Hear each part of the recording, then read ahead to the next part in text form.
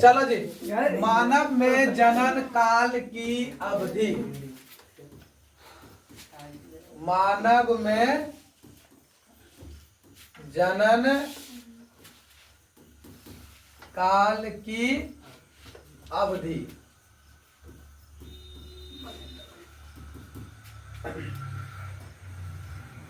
सबसे पहले हम देखते हैं काल। काल क्या को होता है?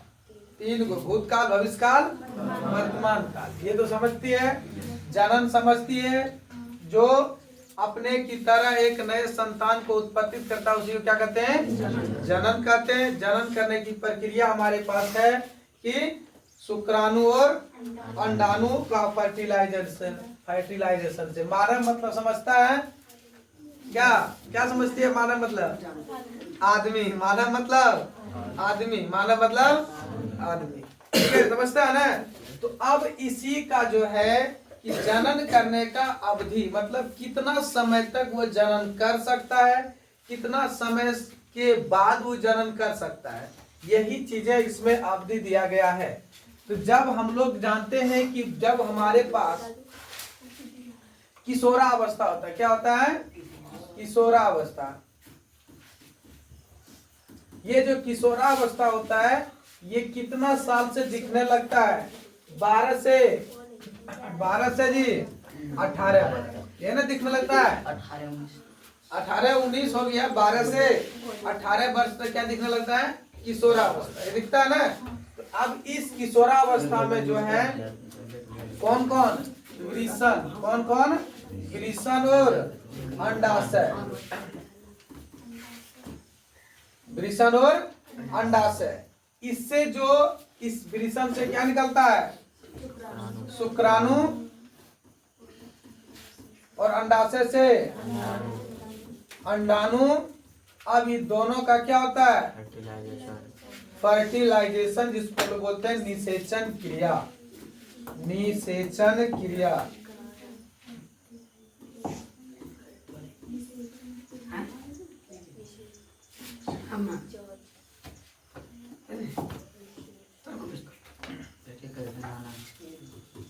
निषेचन क्रिया। अब इसी से हमारे पास क्या होता है? उत्पादित होता है। इससे क्या बनता है? युग्म। क्या बनता है? युग्म। युग्म क्या होता है? उत्पादित। अब ये युग्म जब बनता है तो युग्म को ही धीरे धीरे ये कहाँ ले जाता है? गर्भाशय में। कहाँ ले जाता है? गर्भाशय में। गर्भाशय में ले जाता है तो वहां पर यही युग्म जो है क्या बनता है? अंडा। क्या बनता है? अंडा। और वो धीरे धीरे धीरे धीरे किसमें परिवर्तन होता है? भ्रूण में। किसमें? भ्रूण में। तो उसी को बोलते हैं युग्मक की परिपक्वता एवं उत्पादन की क्षमता पुरुषों में स्त्रियों की अपेक्षा अधिक अवधि तक रहती है। इसका मतलब है कि जो जब किशोरावस्था के वृषण तथा अंडाशय युग्म उत्पादित करने लगते हैं तो युग्म क्या किया? उत्पादित किया वृषण और अंडाशय। तो वृषण से शुक्राणु और अंडा से अंडाणु, ये दोनों का फर्टिलाइजेशन हुआ तो उत्पादित क्या हुआ? युग्म हुआ। क्या उत्पादित हुआ? युग्म। जनन के योग्य हो जाते हैं। युग्म की परिपक्व एवं उत्पादन की क्षमता पुरुषों में स्त्रियों की अपेक्षा अधिक रहती है। मतलब है कि पुरुष जो है, पुरुष से अधिक कौन? महिला। स्त्री यानी महिला। पुरुष से अधिक महिला क्या होती है कि वो जनन करने की अधिक समय होता है। क्या होता है? अधिक समय। स्त्रियों में जननावस्था का प्रारंभ यौवनारंभ यानी 10 वर्ष से 12 वर्ष की आयु से हो जाता है। यानी कि स्त्रियों में कितना से कितना होता है? 10 वर्ष से 12 वर्ष के उम्र से क्या हो जाता है? आयु से हो जाता है। ये जनन करने के लिए कैपेबल हो जाता है। यानी जिसका 10 से 12 वर्ष हो गया तो उसका क्या हो गया? जनन करने के लिए क्या हो गया? मतलब है कि वो कैपेबल हो गया, यानी कि शुरू हो गया, वहां से वो शुरू कर सकता है। और सामान्यता वो कितना? 40 से 45। सामान्यता मतलब 45 से 50 होता है। 40 से नहीं, 45 से 50 होता है। 45 से 50 वर्ष। ये सामान्यता कितना? 45 से 50 वर्ष तक वो कर सकता है जनन।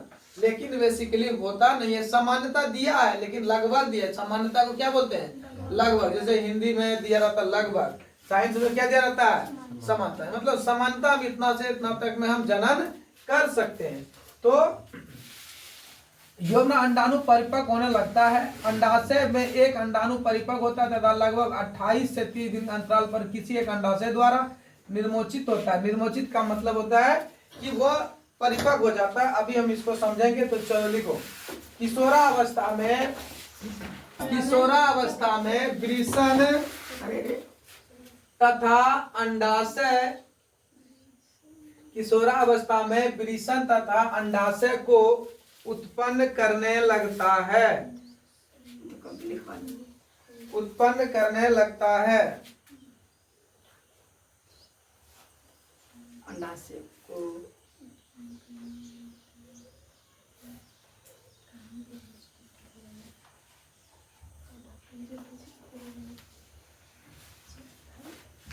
उत्पन्न करने लगता है, जिससे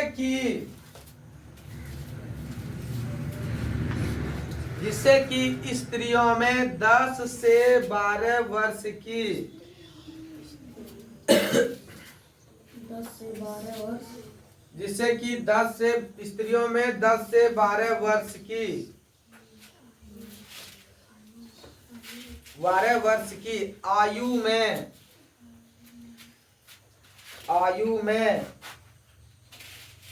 10 से 12 वर्ष की आयु में जनन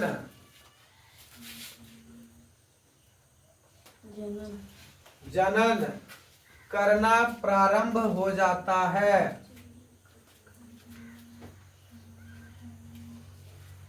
तथा सामान्यता 45 से 50 वर्ष तक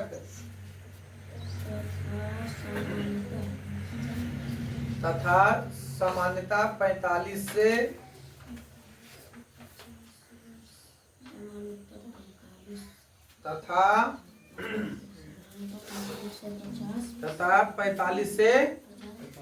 50 तक यह प्रक्रिया चलते रहता है।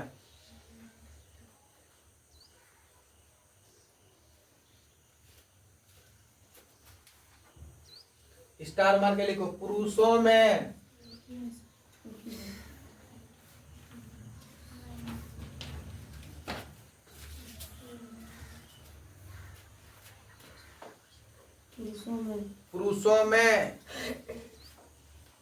स्त्रियों की अपेक्षा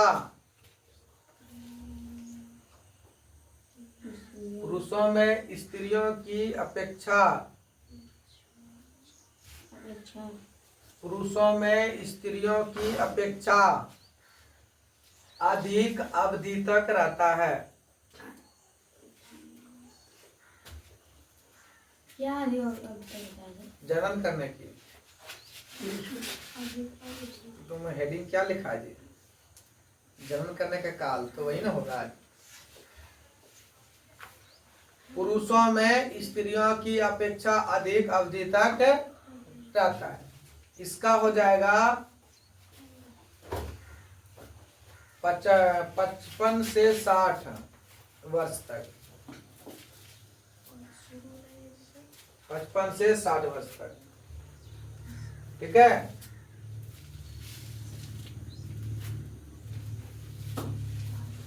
हो गया। अब हम चलो आगे बढ़ते हैं। इसको मिटा दें जी। चलो इसको मिटाते हैं। अब यहाँ पे ध्यान दो कि हम तुम लोगों को बताए थे कि अंडाशय क्या होता है? अंडाशय कितना होता है? 2 होता है।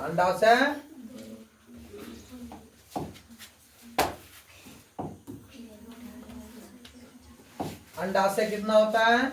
2 होता है। इस तरह से अंडाशय होता है। कहाँ दिया है फिगर? दिया है 6 लेसन में ही ये चीजें दिया हुआ। ये चीजें बताए थे तुम लोगों को। अंडाशय कितना होता है? 2 होता है। अंडाशय कितना होता है? 2 होता है। तो ये जो अंडाशय है, ये अंडाशय, तो यहाँ पर प्रत्येक प्रत्येक माह में। कितना? प्रत्येक माह में। यहाँ क्या लिखा है कि अंडाशय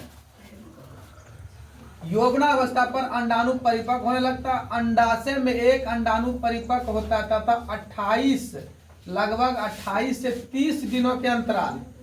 मतलब हम क्या बताए कि यहाँ पर जब इस अंडाणु में परिपक्व होगा, इस अंडाणु में जब हमारा क्या होगा, अंडाणु परिपक्व होगा, अंडाशय क्या होगा, परिपक्व होगा, तो यही फिर जो है कि ये इसमें परिपक्व नहीं होगा।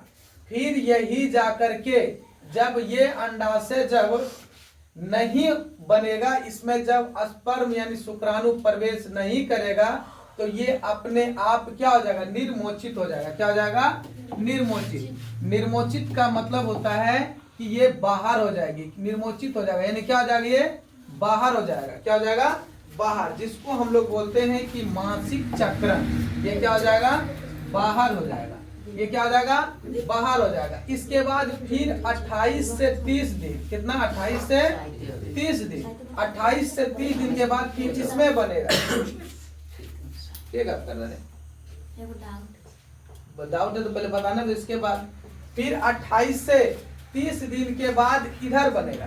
फिर इधर के बाद ये फिर क्या होगा, निर्मोचित हो जाएगा। इसी को कहते हैं निर्मोचित। तो लिखो, निर्मोचित कैसे होता है? निर्मोचित क्या है? देखो, निर्मोचित क्या है? निर्मोचित समझ में आ गया?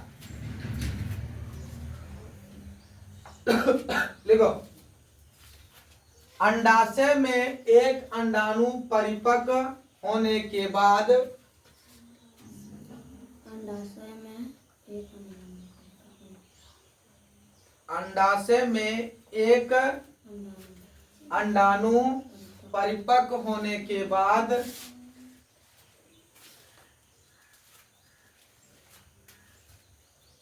क्या लिखा? अंडाशय में एक अंडाणु परिपक्व होने के बाद पुनः वह 28 से 30 दिन के अंतराल पर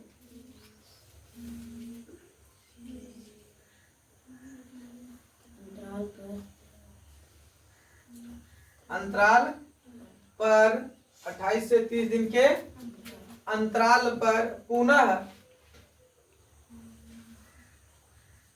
किसी एक अंडाशय निर्मोचित होता है। कोई एक अंडाशय निर्मोचित होता है, निर्मोचित होता है।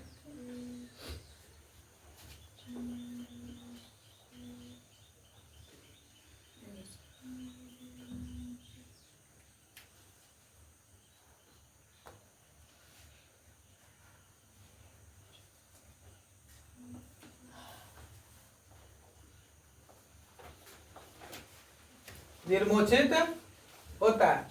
इसी के कारण, यही निर्मोचित के होने के कारण, जब ये निर्मोचित होता है तो गर्भाशय की दीवार क्या हो जाती है, मोटी हो जाती है। गर्भाशय का दीवार क्या होती है, मोटी। जब ये गर्भाशय का दीवार मोटी हो जाती है तो वह अंडाणु के निषेचन, यानी निषेचन का मतलब फर्टिलाइजेशन, जब अंडाणु का क्या होता है, निषेचन, जब निर्मोचित होने का जब समय होता है, जब निर्मोचित होने का क्या होता है, समय होता है, तो निर्मोचित होने का जब समय होता है तो इसका जो दीवारें होती है ये क्या हो जाती है, मोटी हो जाती है। और इधर से जब स्पर्म जाता है, शुक्राणु जब जाता है, तो ये फिर क्या कर लेता है, गर्भ धारण कर लेता है। क्या कर लेता है, गर्भ, यानी अंडाणु निषेचन के पश्चात युग्म को ग्रहण करके जिसके फलस्वरूप गर्भ धारण होता है। ठीक है। यदि अंडाणु का निषेचन नहीं हो पाता तो उस स्थिति में अंडाणु तथा गर्भाशय का मोटा स्तर उसकी रुधिर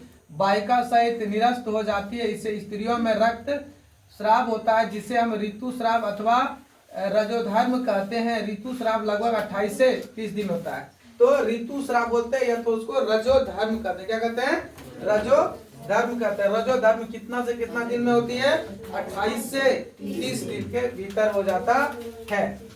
दिन में एक बार होती है। पहला ऋतुस्राव यौवनावस्था में होता है, जिसे रजो दर्शन कहते हैं। लगभग 40 से लगभग 45 से 50 वर्ष की आयु में ऋतुस्राव होना रुक जाता है। यानी ऋतुस्राव 45 से 50 वर्ष तक में क्या होती है, रुक जाती है। तो लिख लो ऋतुस्राव अथवा रजोधर्म किसे कहते हैं?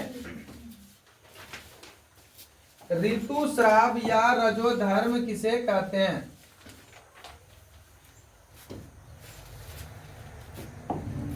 ऋतुस्राव या रजोधर्म। ऋतुस्राव बहुत लोग कम समझेगा ऋतुस्राव और रजोधर्म। ऋतु मतलब क्या होता है? समय। ऋतु का मतलब समय, स्राव का मतलब बहन, यानी वो समय के अनुसार ही बहता है, उसी को कहते हैं ऋतुस्राव। रजोधर्म का मतलब होता है वो चीजें, क्या बोले क्या बोले रजोधर्म लिखो। रजोधर्म किसे कहते हैं? लिखो स्त्रियों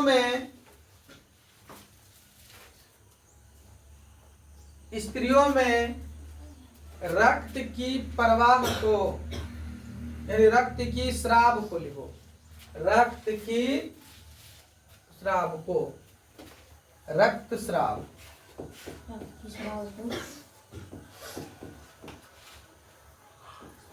रक्त की स्राव होता है, जिसे ऋतुस्राव या रजोधर्म कहते हैं। स्राव होता है? क्या रक्त स्राव होता है? क्या लिखा बोलो? स्त्रियों में रक्त स्राव होता है, जिसे ऋतुस्राव या रजोधर्म कहते हैं। यह क्रिया 28 से 30 दिन में एक बार होती है।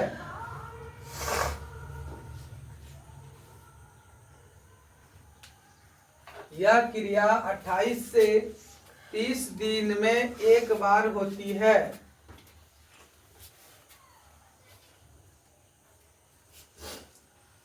और यह क्रिया 28 से 30 दिन में होती है, और यह 45 से 50 वर्ष की आयु में, और यह 45 से 50 वर्ष की आयु में यह क्रिया बंद हो जाती है।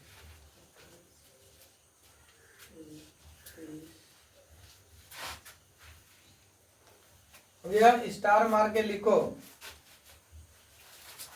स्टार मार के लिखो।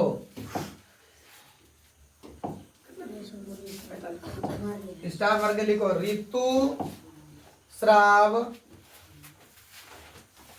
ऋतुस्राव का नियंत्रण, ऋतुस्राव का नियंत्रण, ऋतुस्राव का नियंत्रण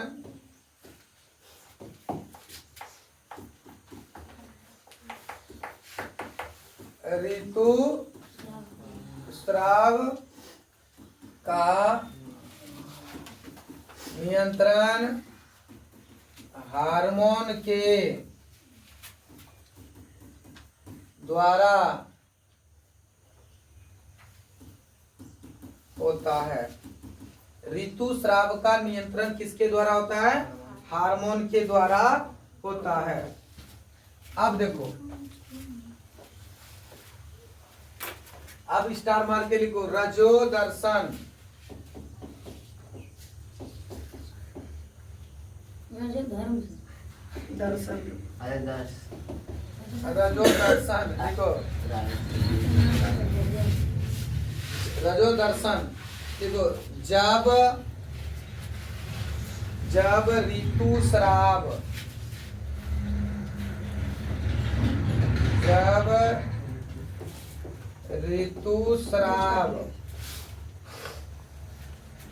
जब ऋतुस्राव लगभग 28 से 30 दिन में एक बार होती है तो पहला ऋतु स्राव युवा अवस्था में होती है तो उसे रजोधर्म रजोदर्शन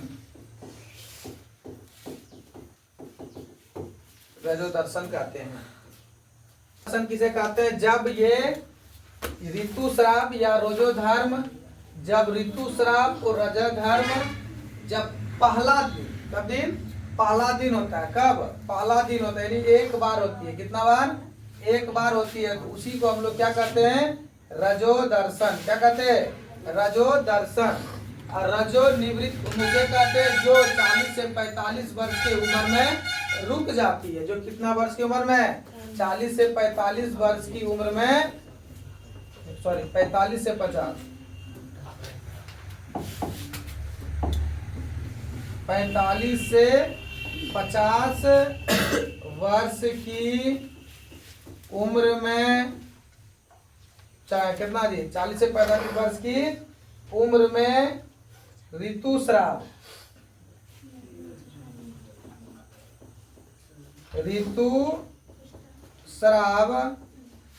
रुक जाती है तो उसे रजो निवृत्त कहते हैं।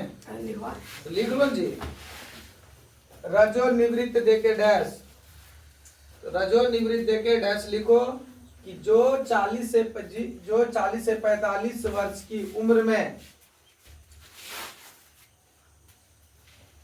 जो 40 से 45 से 50, 40 नहीं 45 लिखे हैं, 45 से 50 वर्ष की उम्र में ऋतुस्राव रुक जाता है या रुक जाती है, उसे रजो निवृत्त कहते हैं। ये जो ऋतुस्राव जो होता है उसका नियंत्रण कौन करता है? हार्मोन करता है। ये रजो निवृत्त समझ गया? रजो निवृत्त समझ गया? रजो दर्शन समझ गया? ऋतुस्राव यार रजो धर्म समझ गया? ये कैसे होती है ये भी समझ गया? कितना दिन में होता है ये समझ गया? चलो अब आते हैं कि ऋतुस्राव का चक्रण का नियंत्रण कौन करता है? हार्मोन द्वारा होता है। ये बात हम लिखा दिए हैं। ऋतुस्राव का चक्रण का नियंत्रण किसके द्वारा होता है? हार्मोन के द्वारा होता है। इस चक्रण में अंडाणु का परिपक्व होना, इसका निर्मोचित गर्भाशय की दीवार मोटा होना एवं निषेचन न होना की स्थिति में उसका टूटना शामिल है। यदि अंडाणु का निषेचन हो जाता है तो वह विभाजन कर तथा गर्भाशय में विकसित के लिए स्थापित हो जाता है। जैसे कि आप पिछले अध्याय में पढ़ चुके हैं, हम तो ये चीजें बता दिए हैं कि जैसे कि हम बताए थे यहाँ पर, जैसे कि हम यहाँ पे बताए थे कि ये हमारे पास 2 अंडाणु है, इसमें हमारे अंडाणु बन रहा है। जैसे कि शुक्राणु प्रवेश करेगा, अगर ये शुक्राणु प्रवेश कर गया, अगर ये निषेचन कर लिया तो युग्मज बना करके वो गर्भाशय में चले जाएगा और वहाँ वो विकसित होगा। अगर नहीं जाएगा, शुक्राणु नहीं जाएगा तो ये बाहर निकल जाएगा। उसी को हम कहते हैं रजोधर्म कहते हैं। उसी को क्या कहते हैं? रजोधर्म कहते हैं। फिर जाकर के इसमें नहीं बनेगा, फिर जाकर के 28 दिन में इसमें बन के तैयार रहेगा। उसमें इसमें बन के क्या होगा? तैयार होगा। जैसे इसमें बाहर निकलेगा तब तक इसमें बन के क्या रहेगा? रेडी। यानी ये रिसाइकल कितना दिन में होता है? 28 से 30 दिन के बीच में होती रहती है। ठीक है, ये तक बात समझ आ गया? रोजे बाहर निकलता है सर। तक बात 28 से 30 दिन, 28 से 30 दिन के बीच। ठीक है, चलो अब हम समझते हैं कि संतानित का लिंग निर्धारण किस प्रकार होता है। 2 प्रकार से होता है। चलो जी, संतान। अब हम बात करते हैं कि संतान का लिंग निर्धारण कैसे होता है। जैसे कि कोई पुरुष बन जाता है, कोई महिला बन जाता है, कोई लड़का और लड़की कैसे होता है। इसका मतलब है कि लिंग निर्धारण का मतलब हो गया लड़का लड़की कैसे बनता है। तो हम जानते हैं कि हमारे पर गुणसूत्र होता है। क्या होता है? गुणसूत्र। कितना जोड़ी होता है? 23 जोड़ी। संख्या 46 बहुत मार मारेंगे, बहुत मार मारेंगे। अरे का रे 23 होता है जोड़ी में और संख्या में 46 जोड़ी में 23। नींद लग रहा है नेहा तुम्हारी? लग रही है? नींद लग रहा है लग रही है? हमारी। अरे हिल रही है, नींद नहीं लग रहा थी। कम से कम वहां से कुछ बोलो, नहीं कुछ बोल पाते तो हंस दो। चलो ध्यान दो आप देखो कितना होता है जी गुणसूत्र, कितना होता है जोड़ी में, संख्या में, हाँ? गुणसूत्र, गुणसूत्र, ठीक है। गुणसूत्र ये हमारे शरीर में गुणसूत्र होता है जो कहाँ पाया जाता है? डीएनए में। कहाँ पाया जाता है? डीएनए में, जो प्रोटीन का बनाता है। किसका बनाता है? प्रोटीन का बनाता है, ठीक है। यानी कि ये गुणसूत्र जो है ये कहाँ पाया जाता है? डीएनए में। और ये किसका बनाता है? प्रोटीन का। किसका बनाता है? प्रोटीन का। यानी गुणसूत्र किसका बनाता है? प्रोटीन का। गुणसूत्र जोड़ी में ही होता है। किसमें होता है? जोड़ी में। इसीलिए एक व्यक्ति का देखना आंख दुगो है, कान दुगो है, नाक दुगो है, हाथ दुगो, पैर दुगो, सारी चीजें क्या क्या है? हुआ ना? एक ही नाक में दो चीज। अब हम यहाँ पर बात करते हैं कि जोड़ी 23 और संख्या में गुणसूत्र हर एक व्यक्ति में कितना होता है? जोड़ी में होता है। कितना में होता है? जोड़ी में। अगर उस संख्या को निकालेंगे तो कितना होगा? 46। अब बना किसका होता है? प्रोटीन का। कहाँ? प्रोटीन का। रहता कहाँ है? डीएनए में। कहाँ रहता है? डीएनए में। डीएनए ब्लड में नहीं पाया जाता है। डीएनए ब्लड में नहीं पाया जाता। अगर डीएनए गलती से अगर ब्लड में पाया जाएगा तब क्या होगा कि मान लिया जाए कि हम बीमार पड़े। हम क्या पड़े? बीमार पड़े, हमको खून की कमी हो गया। और डीएनए कहाँ पाया जा रहा है? कहाँ पाया जा रहा है? डीएनए कहाँ पाया जा रहा है? खून में। लेकिन ये पाया जाता नहीं। अगर गलती से डीएनए खून में पाया जाएगा तो हम बीमार पड़े, और हम जब बीमार पड़े आपको क्या चीज का जरूरत पड़ेगा? खून का। तो हम क्या करेंगे कि हम देखेंगे कि पूरा भारत भर में सबसे ज्यादा बुद्धिमान आदमी कौन है, सबसे तेज आदमी कौन है, हम उसी का खून ले लेंगे। समझा? हम उसे क्या करेंगे? खून ले लेंगे। जब खून ले लेंगे तो उसका डीएनए मेरे पास आ जाएगा। जब मेरे पास आ जाएगा तो जो मेरा संतान होगा तो वो क्या होगा? बुद्धिमान होगा, तेज होगा। समझ गया? तो डीएनए पाया खून में नहीं जाता। ये कहाँ पाया जाता है? बाल में। कहाँ पाया जाता है? बाल में। हाँ, बाल में। अरे बाल के जी जड़ में जी, कटवाने के उसमें नहीं। जब कोई आदमी मरता है तो देखना कि उसका चेक करता है डीएनए किससे? बाल से चेक करता है, नाखून से चेक करता है। किससे? नाखून से चेक करता है। या तो फिर उसका कंकाल बचा हुआ हड्डी तो उससे चेक करता है, या तो फिर उसका बलगम जिंदा है तो किससे?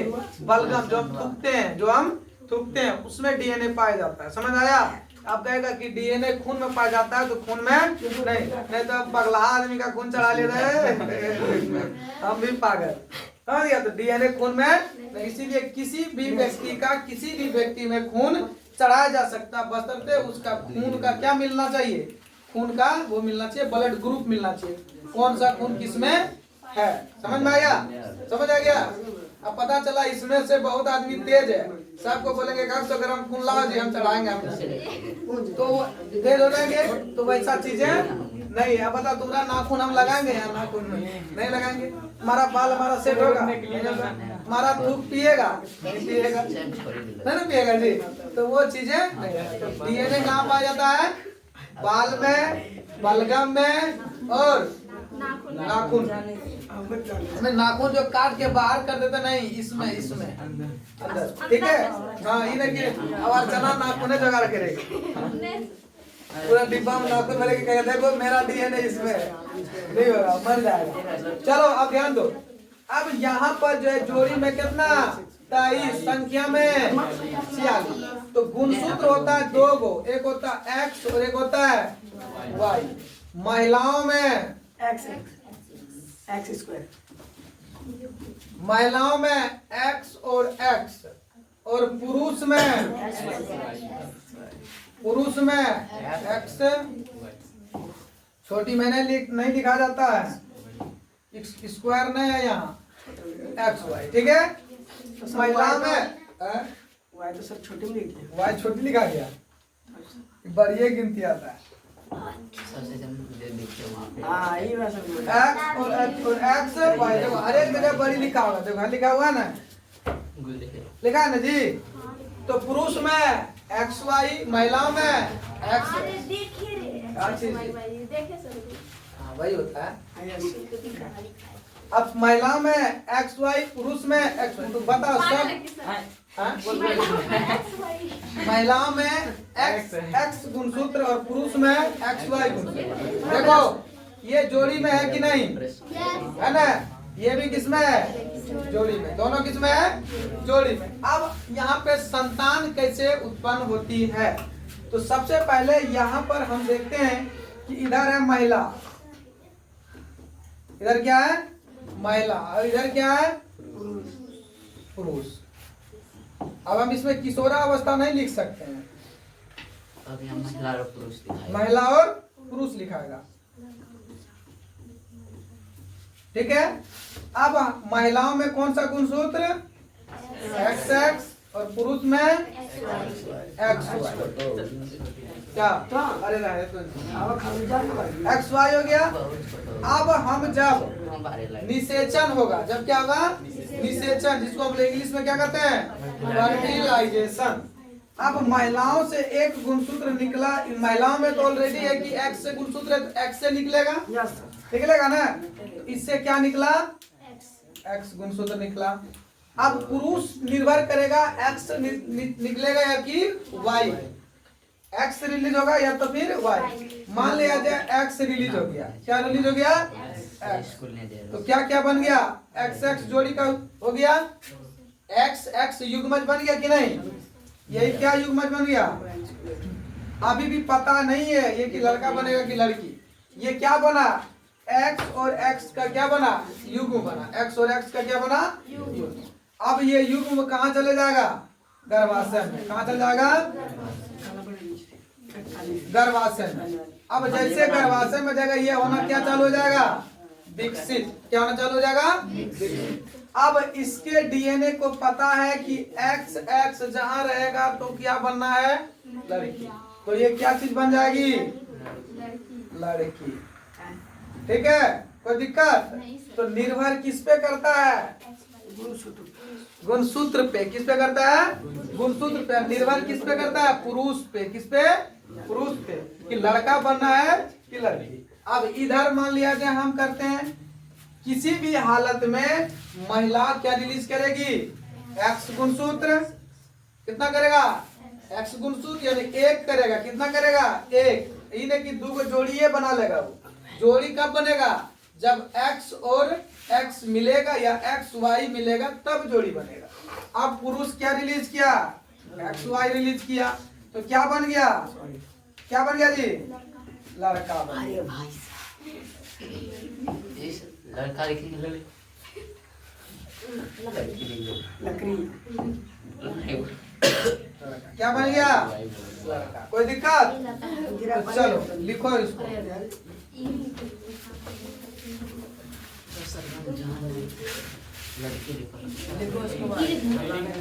यही वाला पूरा स्ट्रक्चर बना लो, बस हो गया। समझ आया, उधर पीछे दिव्या कुमारी, समझ आ गया ना, उतारे सॉरी का डाउट, क्या, जिसमें लड़का लड़की दोनों रहता है, सब कैसे बनता है, किसमें, जो कि किन्नर रहता है वो कैसे बनता है, वो उसका जो है कि जो उसको जो बोला जाता है उसमें जो है ना तो वायु गुणसूत्र रिलीज कर पाता है और ना वो दोनों जो होता है परिपक्व नहीं होता, दोनों परिपक्व नहीं होता। जब दोनों परिपक्व नहीं होता है तो जब वो दोनों प्रवेश कर जाता है तो वो परिपक्व नहीं होने के कारण से वो क्या जन्म ले लेता है, किन्नर जन्म लेता है, ठीक है। ये परिपक्व नहीं होने के कारण, ठीक। जैसे यहाँ पे दिया होगा, कहीं पे दिया होगा, तो हमारे पास एक शुक्राणु वाई और एक शुक्राणु एक्स, एक शुक्राणु वाई और एक शुक्राणु एक्स। अब इससे एगो एक्स निकलेगा और इससे एगो वाई निकलेगा तो क्या बनेगा, लड़का। क्या बनेगा, लड़का। और इससे एगो एक्स निकलेगा, एगो निकलेगा एक्स, तो क्या बनेगी? लड़की बनेगा। कोई दिक्कत? नहीं सर। तो वो चीजें उतार लो। अरे चलो अगला, आप जान गए कि जन्म से पूर्व शिशु के लिंग का निर्धारण उसके पिता के लिंग गुणसूत्र द्वारा किया जाता है। ये चीज इसमें लिखा हुआ है, ये चीज हम बोल दिए, याद रखना। ठीक, कि निर्धारण पिता के लिंग द्वारा किया जाता है, यानी कि पिता के ऊपर निर्भर है कि हमको संतान पिता लड़का होगा कि लड़की। ठीक है, यह धारण कि बच्चे के लिंग के लिए उसकी माँ उत्तरदायी है पूर्णतः निर्धार यह एवं क्या अन्याय संगत है, यानी कि महिला उत्तरदायी नहीं है कि लड़का होगा कि लड़की, ये न्याय संगत है। ये क्या कोर्ट में अगर तुम जाएगा, अन्याय संगत का आंसर अन्याय संगत। हाँ वही हो गया न्याय, अन्याय संगत।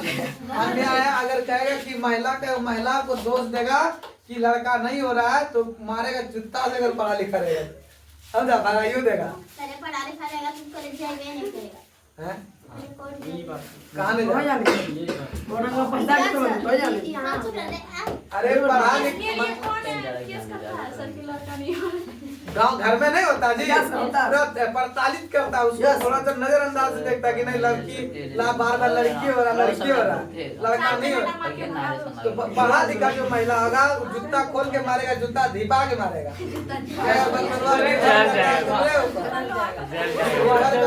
सर जितना मरक जाएगा। नहीं मरेगा जो दूसरा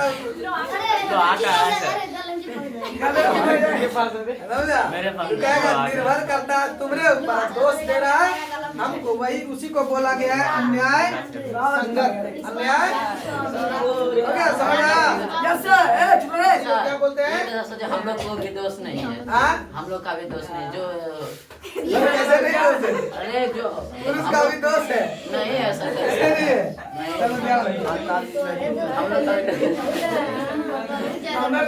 बहुत ज्यादा। चलो आगे हम बढ़ते हैं, चलो छोड़ो। करने के लिए उद्दीपित करते हैं। आप पढ़ चुके हैं कि पीयूष ग्रंथि एक अंतःस्रावी ग्रंथि है जो कि मस्तिष्क से जुड़ी होती है। सुनो, पीयूष ग्रंथि कहाँ से जुड़ी होती है? मस्तिष्क से। लिख लो कि पीयूष ग्रंथि मस्तिष्क से जुड़े होते हैं।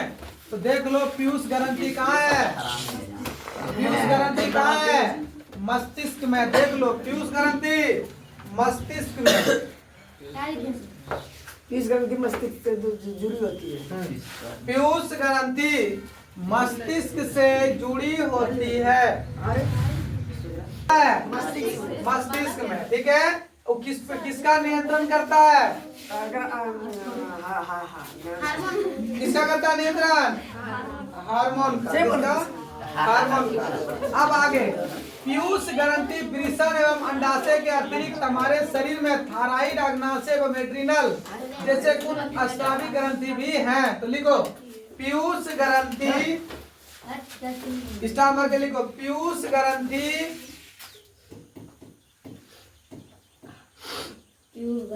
पीयूष ग्रंथि वृषण तथा अंडाशय के अलावा अंडाशय के हमारे शरीर अंडाशय के अलावा में अग्नाशय एवं हमारे एड्रिनल एड्रिनल बोले जैसे ग्रंथि को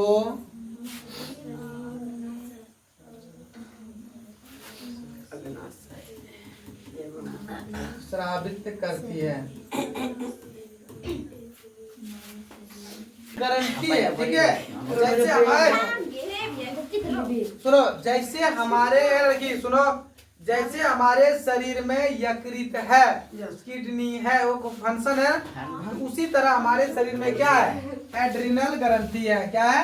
एड्रिनल ग्रंथि। कहाँ है? यहाँ पे अग्नाशय में। कहाँ है? यहाँ पे। ये एड्रिनल ग्रंथि है, ये हमारे शरीर में वो ग्रंथि है। तो इसी को हम लोग बोलते हैं, पीला वाला जो पीला के नीचे जो है ना काला वाला, इसी को बोलते हैं एड्रिनल ग्रंथि। ये भी हमारे शरीर में एक तरह से हार्मोन है। क्या है? हार्मोन। ठीक है कैसे बढ़ाएं? सर, कल से वीडियो बनाएंगे सर, गेट वाला का दीजिएगा, चमकता है सर, लगा दो अभी। लगा के गेट लगा, क्या वो बनाना आता है। एक और डाउट हो गया, हार्मोन कैसे बनता है? हाँ?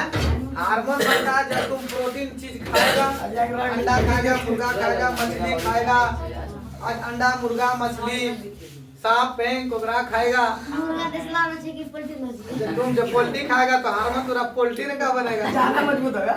हार्मोन तुरा क्या बनेगा? पोल्ट्री। इधर जब तुरा दाढ़ी होगा, जब तुरा दाढ़ी होगा तो एगो दाढ़ी यहाँ होगा, एगो यहाँ होगा, इसका मतलब आप ज्यादा पोल्ट्री खाए सर, पोल्ट्री रंग का होगा। आप ज्यादा पोल्ट्री खाए सर। समझ गया कि नहीं? पोल्ट्री मुर्गा देखा है? कैसे रहता है बात?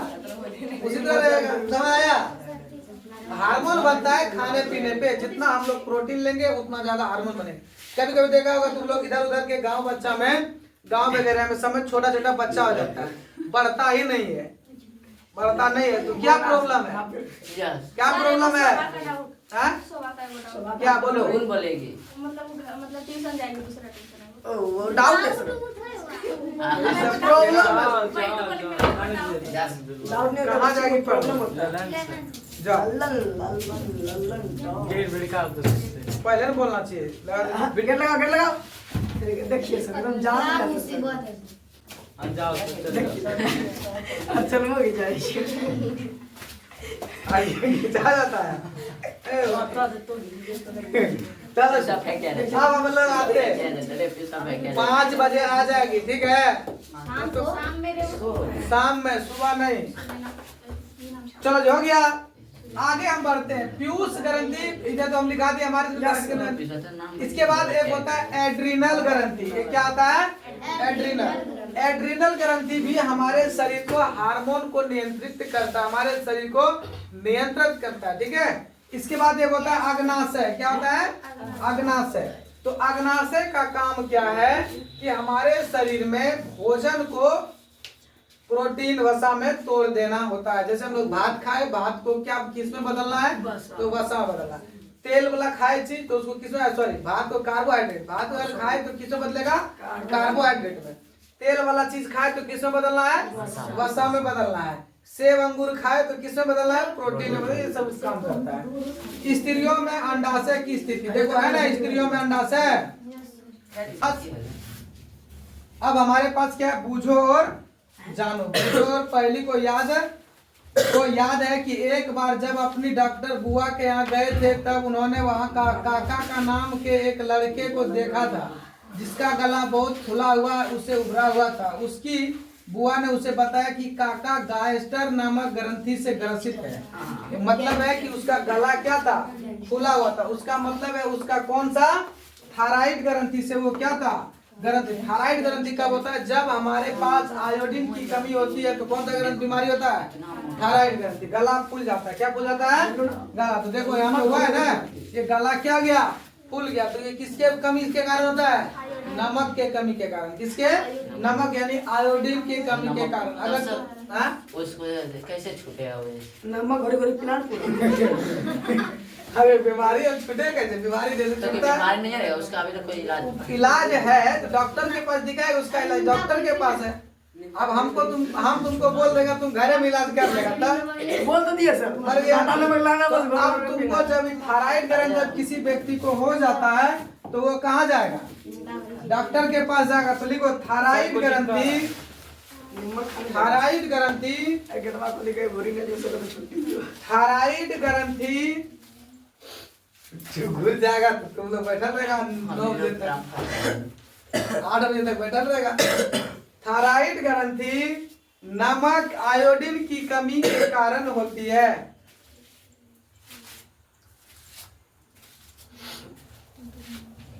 थायराइड ग्रंथि आयोडीन की कमी के कारण होता है।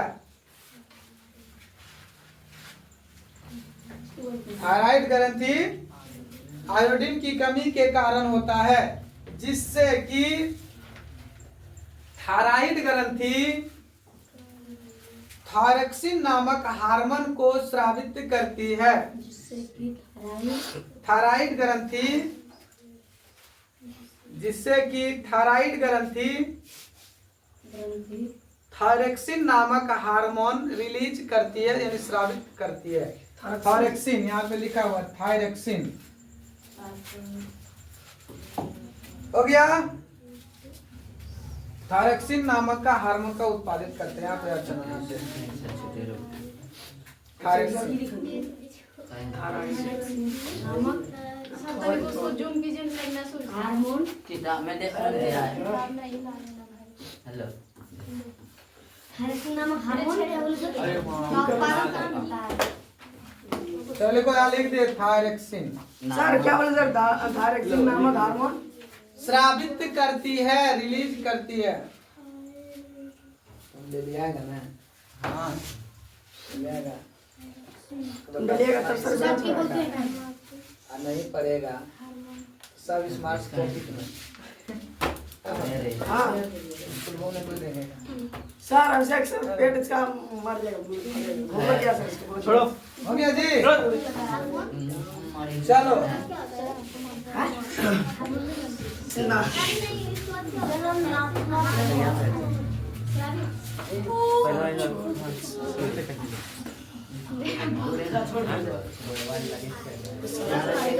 चलो देखो जी, इंसुलिन की कमी से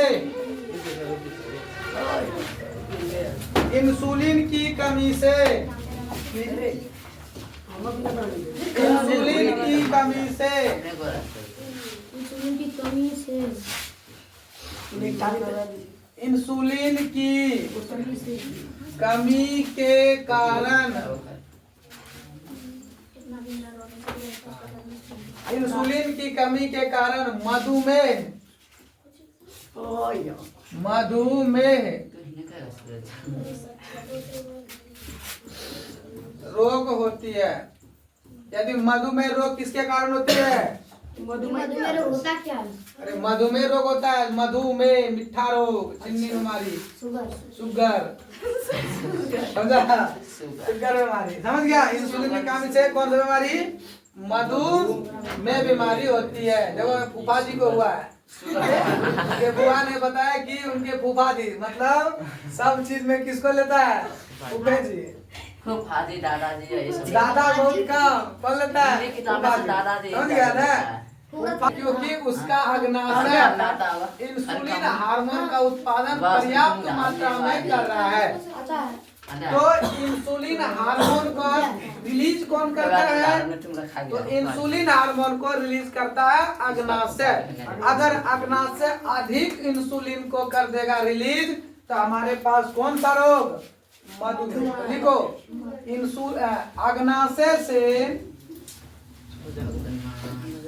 अग्नाशय से सब बच्चा पे सारा इन भूख लग गया सब बच्चा को। किसको किसको भूख लगा थी? किसी को नहीं सर। सर हमको लग गया इधर को लगा। अग्नाशय से जो बोल रही हो,